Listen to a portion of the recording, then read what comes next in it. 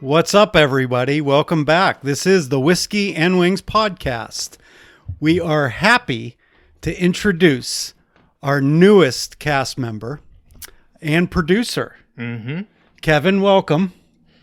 Thank you very much. I was going to actually have to start everything over again if you didn't give my title in it. It's very crucial that you get what I am in here. The producer? The producer, yes. Yeah. It was a long, hard process to Right. come to this producer. In fact, that's what delayed this episode. I mean, I know we're about a week late. Yes, we are. But, interviewing processes and, second interviews, third interviews. Third interviews, the IQ test we put him through. Right. The aptitude test as well. Physical fitness test. Yes, which Kevin was real close to not passing, but he did. Right. He did.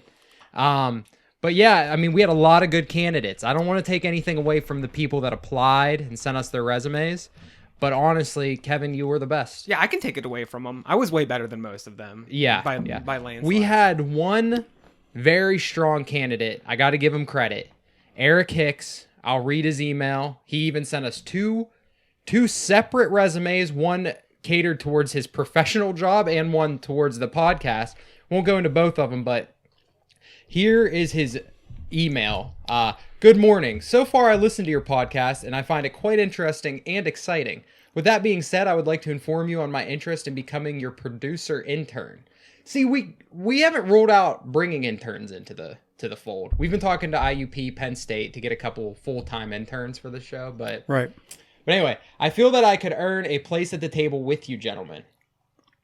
That's ambitious. It's a little ballsy. Yeah, that's a little ambitious. Attached to this email are two resumes. Once. That's a big mistake. Once is my professional resume. He meant to say one. I mean, come on. That was derogatory remarks. Once is my professional resume, and the other is more oriented to the intern position. I hope you determine that I am what you're looking for in this position. I am eager to hear back from you in the near future. And he goes in, he has a lot of stuff in here. I don't care at all about his professional resume. Let's see the one catered towards us. He was the IUP football team's video coordinator. What the fuck's that mean? What is that?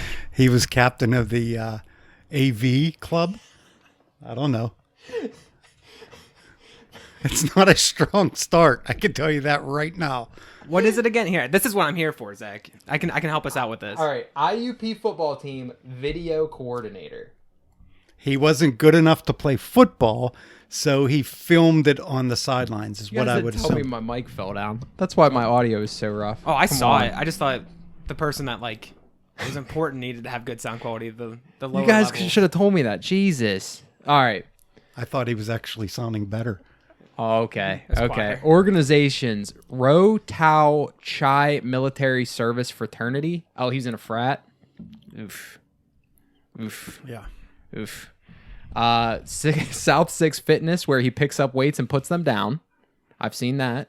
Sanitizes his areas when it's completed. And he's a part of the Juice Squad, a group of 7 men who like to participate in tomfoolery events.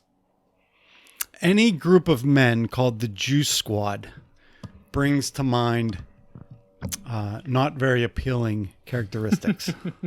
And some of his personal achievements are he's drug-free, no criminal background, had sex on the roof of Coney Island, the bar. That's a story I do want to hear that story.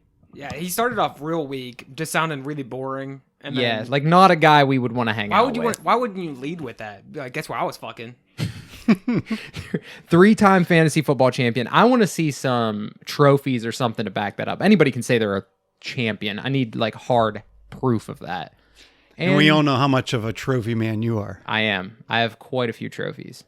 And he created a March Madness bracket of porn stars with Kendra facing Danny Daniels in the finals. Unfamiliar. I don't know Kendra. enough about porn stars. Is it just Kendra? There's no It just says There's nothing else. Kendra. Do you guys know who that is? Nope. nothing. I have no Just idea. wonder if it's one of his friends. Have you ever heard Danny Daniels? No. Sounds like a porn star name, though. At first, I thought it was a dude. It could be. It could be for all we know. Yeah.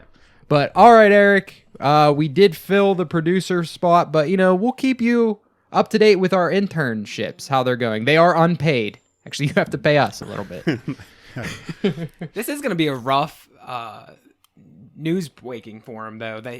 he's going to be told that he didn't get the position by the producer. By watching the show Yeah. And we're that just he all loves the ragging on him. most. Well, we didn't want to give him. We need those listens. We need those downloads. We were gonna let him know. We told him we got to That's listen. one to less find out. person downloading this podcast. All right. All right, so this week, what's going on? I am glad to say I am fully vaccinated. I've received my second dose this week, and so I am immune to the coronavirus. Free to lick doorknobs again. Yes. Yes. Unfortunately, it kicked my ass. Mm-hmm. Now, I got coronavirus. I was positive for corona back around Thanksgiving, and it was very mild. A little bit of a temperature, a little bit of a fever for a couple of days, but other than that, symptoms extremely mild. Actually considered it a mild vacation. Got the first dose, put me down 3 days. High fever, aches, felt like I got hit by a truck. 30 days later comes the second dose. It hit me even harder. Which vaccine did you get? Moderna. Moderna. Yeah, so the second dose hit me harder, but only for a day and a half. It wasn't the whole 3 days. But, you hear all this mixed stuff about, well, if it affects you, it's actually better because it's your body building up even more antibodies. Not really sure how I take that. So I had coronavirus. Shouldn't my body have already established those antibodies? Shouldn't it have already made it to fight it off the next time? Yeah, Kev, you're the chemist here, so I was going to start my ideas on this starting with I don't believe in science. But wait. Tell us again. What do you do? well, I mean, I do a lot of things, obviously. Okay. Okay. I guess as a professional, I'm in graduate school as a chemist. But I don't like to define myself as a chemist. I like to define myself so much more than that. Yeah. But yeah, I don't like to get tied down with titles, I guess. Yeah. Same as the Whiskey Fair and the enough. Wings podcast. We don't want to be pigeonholed into talking about one thing. I'll allow it. Yeah. All right. So you don't believe in science. You're a PhD chemistry student that doesn't believe in science. Well, there's just not enough evidence out there yet. Once it's presenting itself to me, maybe I'll believe in it. All right. So the vaccine. What are your thoughts on the vaccine then? I want one so bad. I want one of those things. That magic, I will Just swallow gargle it, down. huh? Oh yeah. I'm Yeah. gonna see if I can get multiple. I was like, oh yeah, I've never taken this before. I've Just already keep had signing up 4. at different places. Yeah, I've had the Moderna. It's good. Okay, Johnson & Johnson, my favorite. It's got a nice taste to it afterwards. So we're all three in different phases of the vaccine. I've had my first vaccination shot, but not my second. Kevin gets his in a week. yeah, April. Your first shot in That's a coming week, up. and Couple you're days. fully vaccinated. So we're at all 3 stages right now. And neither of you two have had COVID? We don't know. So this is another thing that we're talking about, those rumors of what the vaccine does. Zach, you heard one that was if you get sick from the first one, then you maybe had COVID. But yeah. what was So that? basically, what I've heard, and I did read about this. If you have a strong reaction to the first vaccination shot, that typically means you had COVID at some point. Now, neither of us at any point during the quarantine or anything ever thought we had COVID. Like I never had symptoms, anything. So if I did have COVID, I was totally asymptomatic. But there was a vast majority of people that turned out that were asymptomatic that ended up testing positive for whatever reason. They got a test because they were required to for this, that, or the other, and came up positive or showed antibodies of being positive at one time, never showed a symptom. So basically, we're both in the same boat, Kevin and I, that we don't know if we had COVID. But based off my reaction to the first one, day number 1, I was fine. I lifted with you that night. My arm was a little sore. The next day, I felt like I'd been hit by a truck. I was lethargic. I had the chills, body aches, everything. And that lasted for a day and a half, and then I was good by the 3rd day. My arm didn't hurt or anything. I would say that's a pretty strong reaction, though, to a vaccination shot. I've never had anything like that. Even from flu shots, I've never had a reaction at all. So it made me wonder if I had COVID at some point. Maybe. Yeah, I just don't know. I locked down pretty hard. I mean, I think we all did. Zach and I were both fortunate enough to have remote jobs, so we didn't have to interact with people a lot. And so if we got COVID, I don't think we were exposed to it. No. unless it was just way more contagious and just. And we were asymptomatic. Yeah, I haven't been sick for 2 years. Mm-hmm. I'm kind of hoping this will be like the last era of talking COVID. I am so sick of this. I'm so sick of the masks. I'm hoping by the end of the summer we're done with these masks. But I honestly believe there is some sort of that they're not going to give up these masks. That they're going to keep pushing these masks. Oh yeah, because the flu season this year is like 1,000 times better. Right. Well, if kids weren't in school, we all know those little petri dishes are the ones that bring it home and spread it. You know. Yeah. People were working remotely, so the numbers in work sites were down. So flus, and I'm pretty sure they quit tracking flu this year.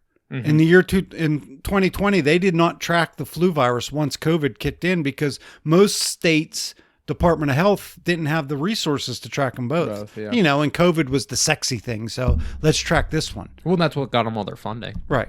So anyway, moving on from a subject. I have one more question about COVID. Now, what do you guys think about it altering your DNA? I've heard so many people, they're like, I'm not going to get that vaccination because it's going to alter my DNA. What are we talking about? Like, I'm going to because get wings eventually? No, their argument is that the vaccination, normal vaccinations are, it gives you a little, like the flu, it puts a little bit of the flu in you so you can build up the antibodies. No. Isn't that in a nutshell how vaccinations work? That was the old ones, I thought. That's old school vaccination methods. Now, let me first say that in no way am I a doctor. Yeah. However, which Kevin will be in how many years? That's too far to talk about. Oh, okay. So I have a little bit of medical experience, and by a little bit, I mean absolutely none. Okay. However, just researching into whenever they were developing these vaccinations and just, seeing things, most these vaccinations are RNA-based vaccines, that have zero active virus in it. Okay. They basically pick out one protein and they develop this vaccine to go after a protein that breaks down the outer shell of the virus and allows your body to attack it or to strip down its protective coating. Okay. And really its protective coating is a lipid. It's a fat. Mm-hmm. So an RNA goes in and attacks that one protein or a specific protein that basically makes it vulnerable for your body to attack it. So then, if that's how all vaccinations work, that's how RNA vaccinations work. Okay. Other vaccinations are different, but most modern flu vaccines have no active flu cultures in it. Like when they're developing the influenza vaccine for the current year, mm-hmm. they try to pinpoint which strain of that flu, strain of that coronavirus, because that's what a flu is, another coronavirus, mm-hmm. just a different one. They try to pinpoint what specific proteins that one might have and then develop a vaccine specifically for those proteins so it attacks the current one. They get it wrong sometimes. Mm-hmm. This year's flu vaccine may not be, all hands on deck this past year and a half about making vaccines. So they're going to be on point, I think. Yeah. But for the most part, they've hit the mark some years, I remember. Okay. I just think it's a very, dumb You're argument. talking the chip. Yeah, the chip that the government put in. These people literally think their DNA is going to be changed and altered, and that's worse than getting coronavirus and actually dying. I just don't see it. It just blows my mind. I don't know. Well, there are the ones, what's the AstraZeneca or whatever, the one that they started off in Europe that was showing some difficulty or showing some poor side effects like throwing blood clots and things like that. So a lot of countries stopped giving that. Oh, I do remember seeing that. I thought the conclusion of that though was that whenever they finally looked into it, that there wasn't an increase in the people that got the vaccination from the blood clots versus the general public. And I think you're right. I think they did start opening the floodgates again. Mm-hmm. I think most of these things when it comes around the vaccines, they're just made up. It's like Facebook started it, and then people see it on Facebook and they believe it's like the autism ones and stuff. That they can track this down where it starts and how it's just made up. Mm-hmm. But people still believe it because they're not fact checking. Exactly. So anyway, all the boring stuff out of the way. Yeah. Now on to the real entertainment. Now the real nuts of the show. Right. So as we all know, last week the Zack Snyder cut of the Justice League came out. Okay. I want to start off the conversation of what did you both think of it? We all have watched it now. You've watched it twice.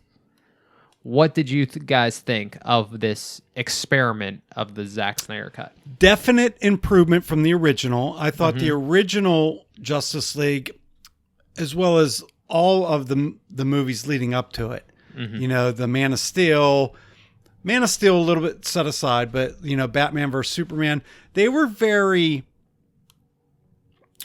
comic booky productions Cheesy. of it. Cheesy. Yeah. Like, I The guess action's cheesy. Yeah. yeah, even the CGI, things like that. The colors seemed very cheesy. You know, they were like bright blues and reds, and you know, when dealing with Superman, and it just seemed a little bit off. Yeah. It definitely wasn't a Marvel. You know, so this version better. I mean, I liked what they did with, say, Steppenwolf. They made him look like a badass with his armor and just, you know, he wasn't a glossed over kind of cartoon character type thing. He looked like a demon or A guy something. to actually fear. Right. Before he looked like a cartoon. It Right. was awful. And his vocabulary or his lines in the original were very cartoonish, you know, Oh, yeah. like, you know, like they weren't very villainous.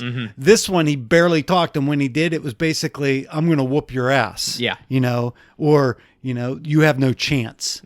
So, and I like the fact that in this one, they portrayed him as like, he done messed up and he just, what was it? 50,000 worlds he had to conquer. He owed Darkseid 50,000 worlds, I think. Yeah. So, that was good. I liked the backstories. They really filled in the blanks. They fleshed people out. Yeah. Yeah. So, you know, where, you know, all of a sudden cut screen and then this person's here or that person's there. You really don't, you know, if you followed it your whole life, you kind of knew what the backstory was. But for the most part, the movie, if it was your first time, you wouldn't have known what was going on. So that was cool. And, you know, I thought some of the things I still, you know, and you know this, I think that DC steals Marvel's stuff on screen. I think there are so many similarities to Marvel movies that they steal. For instance, and I will always say, Steppenwolf literally rides in on a Bifrost. He just, that is 100% from the Thor universe of riding the Bifrost in. I mean, things like that. You know, it's just the exact. Darkseid literally is Thanos. You know, and I realize these comic books go way back and they probably all worked together at one time and there was some storylines or characters. And there's only so many different ways to write a bad guy or to draw a bad guy. So I'm sure there's similarities that way, but, you know, come up with some original ideas. You know, if they beat you to the punch, then maybe do something else. Have them come in on an escalator. I don't know. An escalator beams down into the what is it? The mascara? Where's Wonder Woman from? The mascara. I don't know. The mascara. You're really close to it, but I think there's a couple other there's sounds. before it. Mascara.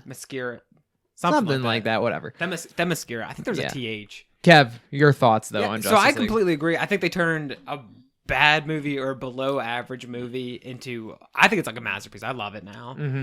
Something I didn't even think about until Brad was talking. In the original one, that was the thing. I didn't watch the second one twice. I was just all about the comparison. How was it different from the original, the Snyder Cut? How was it different? Yeah.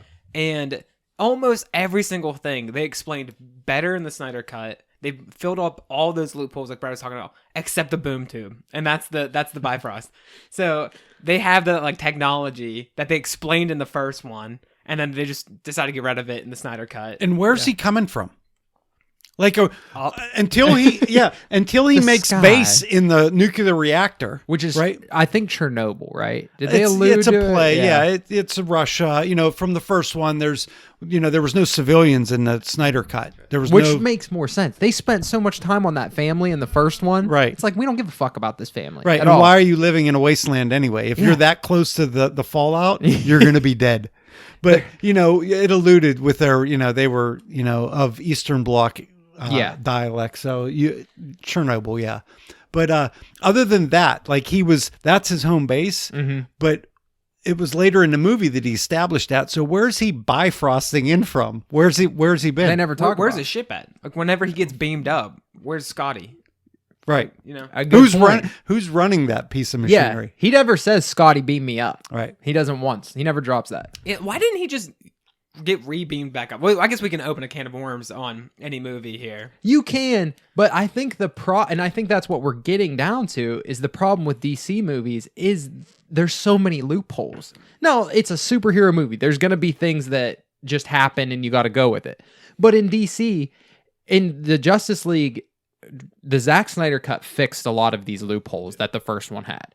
But even in this one, he fucking beams down when he's in the mascara, all right, to get the mother box from the Amazonians. He beams down into this stone structure, okay, and grabs he's trying to get the mother box. They're running away from her, or the Amazonians are running away from him, and they're like, oh, we're just gonna trap him in this fucking stone box and he's gonna be fine. He just beamed in.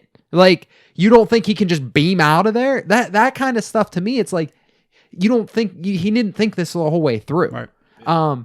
Kevin, you gotta say Kevin cracked me up during the movie. But what do you think the Amazonians should have done differently? Just every once in a while, instead of just training their hearts out, just invest in a little bit of STEM. Do a little bit of research. A little STEM research, because they've spent however many centuries, thousands of years, right? And the best weapon they have is bow and arrows. Right. They didn't even make big bow and arrows. It's just normal sized bow and arrows. Like, they got to like 1 century. They're just like, this is top of the line. This is good enough. Then they stopped talking to other places. That's all they have. And it's just that kind of miss in the DC world. You don't have that kind of shit. In the Marvel universe, they kind of explain like why people evolve differently, and they're still badasses in their own right. As far as I'm concerned, the Amazonians are just really good at whatever century that was bow and arrows were around before guns came out. I'm thinking maybe they got that was the current tech whenever they were on the island, and they were like, men don't really do anything that much. We'll go back to our island, and then they just kind of let time go. Yeah. Wonder Woman goes out there, is like, oh shit, holy fuck. I got to get a text message or something out there. We thought that they were probably going to go back to another Stone Age. They don't even know what like a tank is there. Well, just the whole Wonder Woman thing too. To communicate to Wonder Woman that an attack is impending, they have to shoot a bow and arrow out of the mascara to the place in ancient Rome or whatever. Diana, there's like cell phones and shit now. You don't think she could have just traveled back and been like, hey mom, just when you need me, call me. I think in Wonder Woman, they went over a whole bunch of this stuff. I just really don't like Wonder Woman or Aquaman, the movies, not the characters. Yeah. That I just kind of blocked it out. If it's not in Man of Steel, Batman vs. Superman, or the Zack Snyder cut, it's not canon to me. It's not in my heart. I completely agree. Because I think they redid some of the Aquaman shit anyway in this movie. There was Aquaman stuff in the original one before the Zack Snyder cut. Yeah. It just wasn't, it was just different. And then they went over it more in the Aquaman movie. Okay. So I don't think the changes that they put into the Snyder cut, I don't think it really affects the Aquaman movie. Mm-hmm. It just introduces the characters a lot earlier. The one thing I found about this one was it really emphasized how really useless Batman is. Oh, yeah. I mean, when in that one line where he says, what's your superpower? When he asks him, what's your superpower? And he says, I'm rich. Yeah. That sums it up. That's all he has, is he has the ability to buy things, because he is absolutely worthless. And I know they focused on the fact that he was the organizer. Mm-hmm. He's the one that brought them all together. Even whenever they introduce Martian Manhunter, and he goes, good job bringing everyone together. They keep emphasizing this. Literally, he builds a troop carrier that he can't get to fly, but then Cyborg comes and fixes it. It wants to fly. He can't find anyone.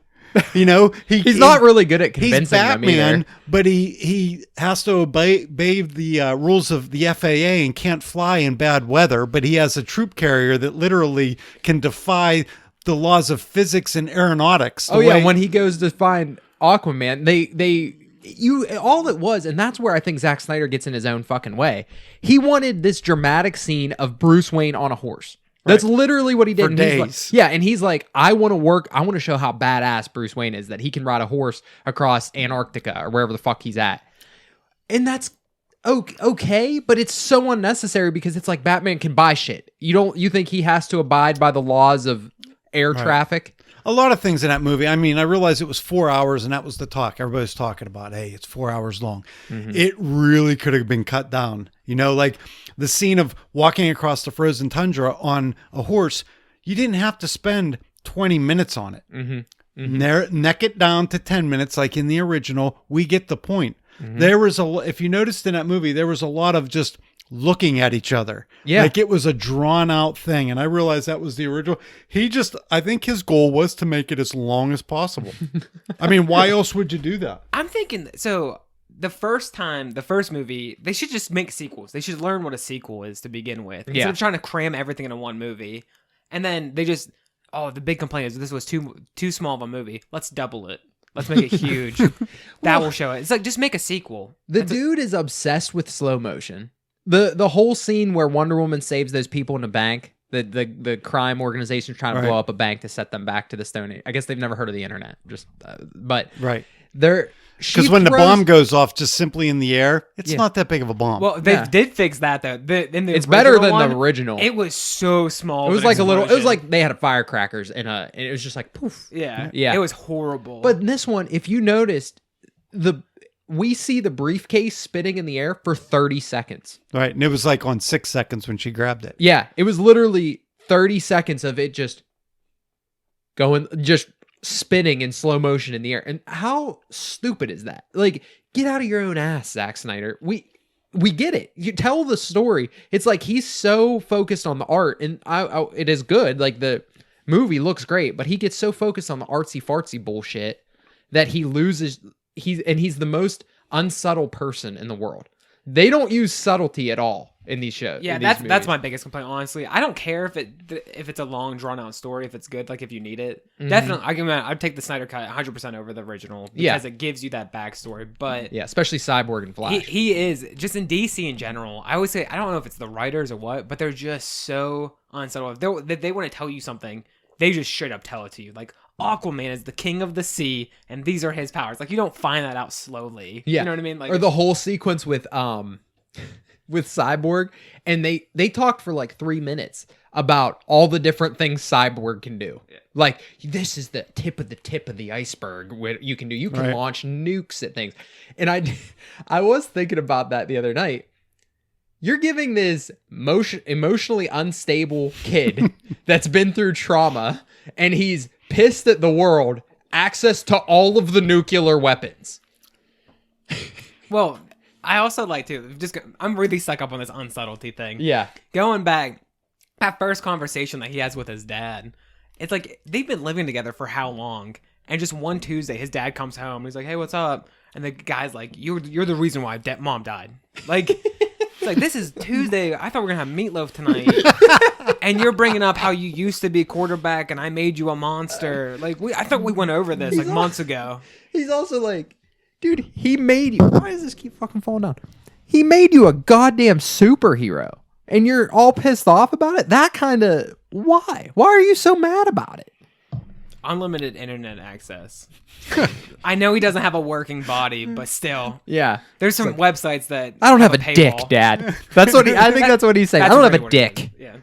The most realistic thing. He's just like, you can do anything you want. You can save everybody. He's like, what's the quality of life here? I also don't understand it in this movie particularly. The most powerful creature available. Okay. In this whole thing is Superman, correct? I mean, literally, that's why the mother boxes came back to life. Superman died. He let out that big yell at the beginning, which they drug that thing out. That was too long. 4 minutes. Right? Yeah. So that's what triggered the mother boxes to say, hey, this world is now vulnerable, right? Mm-hmm. They even mentioned that there's no lanterns, Green Lanterns, or Kryptonians around. Mm-hmm. So it's ours for the taking, right? Superman comes back to life. Sure, he beats the living shit out of Steppenwolf. Mm-hmm. And he kind of helps in separating the mother boxes, but in all reality, the Flash running real fast is what saved everything. Like Darkseid has already come down. They invoked whatever that was, because they never really even said that, because they alluded to antimatter. What was it? Anti-life. The anti-life equation. That was hidden on Earth, which he never found. All that happened was the mother boxes emerged, which kind of just opens a portal to allow Darkseid to get here. I think that's all it does. So They don't really explain it. it doesn't really say why. It doesn't say because they aligned that they found the anti-life equation, because if they did, he would still have it. Even though, well, if they turn back to So by Flash running fast, he basically altered the timeline in reverse time and got it to the point which allowed them to separate it, separate the mother boxes, and that's it. Did you notice that when the anti-life equation works or whatever, it just is the snap from Thanos? Yeah, yeah, that too. It just kills everyone. It just Instead of half. Why would Darkseid want that? Like, that doesn't even make sense to me. He just wants to destroy. He's the destroyer of worlds. Does he doesn't it kill him too? I think he's like fine with that. Like it's just he's so obsessed with death and like destruction and stuff. Like That's in the the comic sweet books, relief, I guess. in the comic books, like he dated death. I think, or was that Thanos? That was Thanos. I get the two confused all the time. Also, so we all know what happened to what's the god of war? That Hades? Athena. No, which one was it? no, This one? the one that Wonder Woman killed. Yeah, I can't remember. It's like the equivalency of the Ares. Hades one. Ares. Yeah. Ares. So we all know Ares is dead. Yeah. But what happened to Zeus? They never explain it. But they showed him a whole bunch in the Snyder Cut. Yeah. Right. 300 style Zeus. Right. Yeah. Literally looks like Gerard Butler from 300. Yeah. You know, a little bit thicker. But other than that. But anyway. But that, I mean, we shit talked the Justice League a lot here. Overall, though, it's still 1,000 times better than the original Justice League. And I loved it. I mean, that being said, Yeah. all of this shit talk, this was really nitpicking. There was tons of great things in the movie. The biggest part, the best parts for me was actually fleshing out the Flash and Cyborg. You felt like you understood them a little bit more this time. Last time it was and I'm so happy they took the humor out of this one. Yeah, that's one of the biggest things I noticed was like that. It felt way less cheesy. Is they just didn't replace any of the talking. They just cut the talking out. In fact, you kind of mentioned that too. How it's a lot of silence, but alternatively, apparently they don't have a writer that can write anything good because if they have to talk, it's gonna be garbage. Yeah. I wasn't a fan. I won't say I wasn't a fan, but I didn't get the extra stuff with the Joker and all that stuff. I knew it was neat, and they had their little back and forth between Batman. Oh, the epilogue. You're saying. I don't understand what it was about. So all you're doing is basically what I alluded to was that there's all these alternative timelines in this universe, but it didn't say anything. It's just it was just an extra thing to get Jared Leto in there to go ramble on, and Batman says, well, "I'm gonna freaking kill you eventually, and I will kill you," but it did nothing. It was just a bonus scene that did nothing. It's not alluding to the next movie because we all know they're not going to make another one of these. Yeah, I mean that was kind of confusing because it was just like, so does this happen no matter what? Is there going to be a Nightmare Realm no matter what, or is it? It's just something cool. I mean, I loved it. But I do get what you're saying. It is no one's going to make a Superman movie where he's killing everyone. See, what I think it was it was supposed to be one of the sequels. It's a foreshadowing of one of the sequels. But that was supposed to happen, but it's not going to happen anymore. Right. Yeah. So why put it in? They literally shot that after the fact. Well, he just wanted to show everybody what... I mean, this was Zack Snyder basically being like, fuck you to whatever studio made him cut it up and everything. It was him saying, fuck you, this is what you guys could have had. All right. Do you know what I mean? So, we're running long today, but that's all right. This kind of leads us into the big question of the podcast. Why is Marvel so much better than DC? I want both of your opinions on this. Kev? Yeah, so I think, it really depends on what you're looking at. So if we're just talking cinematic universes and stuff like that, or like the main ones. Yeah, I'm talking about cinematic, like the DCEU versus the MCU. Yeah, and I think it really comes down to is this: the DC's focusing on Superman, it's so hard to make him relatable. Even though Henry did a great job playing him, he's too overpowered. They even show that the stupid wind breath is always like the dumbest one, or if he just blows air, it will freeze things because that's how powerful he is. Yeah. So it just makes it unrelatable. All the Marvel characters have some kind of flaw, though. Everyone has something relatable. Even like in WandaVision, that kind of felt like a home-style life. You know what I mean? Like it was crazy stuff going on, but their interactions were still humanoid interactions. But I think that's it. Just that detach and that they don't have like a good. You can't relate to. I mean, you can't relate to Batman. He's a dude, but he's the richest person on the earth or whatever. Yeah, and their dialogue's just so bad. I'm going back to that terrible. right, and it's like maybe they could write it a little bit better to make it more relatable. And they try to do that. Like Superman feels bad. He's torn between even using his powers. Yeah. But it's just like, I'm going to go with financing. Marvel has more money. They don't. Does it? Justice League was the highest budget for a movie of all time when it came out. And it came out in 2017. There was a lot of Marvel movies up until then. It couldn't be. It was the highest budget for a movie. That's what I remember. That was a huge stat. Kev, look that up. I can do that. But its budget, because You not only can do it, that's what you're here to do. it made like 750 million, but it only net profited, or it still lost them like $60 million to make Justice League. Okay, yeah. so the Justice League budget was $300 million US. Okay. And then give me a second. Let's figure out what the Marvel what movie? Just any of them? Just do the first Avengers. That's what it should. That's what its direct Well, comp it should is be to. one of the one of the Infinity last Wars two. or an Infinity War. All right, Yeah. just look them up all. But I think this actually is another thing too. Just greed of the people. They were trying to compete with Marvel. That put 23 movies into yeah. So, and that's my biggest complaint with the DCEU is they're trying to copy Marvel, like you talked about earlier, but they haven't put the time in. We don't know any of these characters. We don't have 8 different movies with Iron Man in it that we've gotten little bits and pieces of. And in this movie, we were introduced to Flash and Cyborg in this movie. And then they're trying to save the world. What do you got over there, Kev? All right, so on the credible Wikipedia, the top 3 answers that come up of the most expensive films, adjusted for inflation, obviously. Yeah. Pirates of the Caribbean, On Stranger's Tide, never even saw it. 300, whatever. Age of Ultron is the second one, 365 million. But 365 million. So they're close.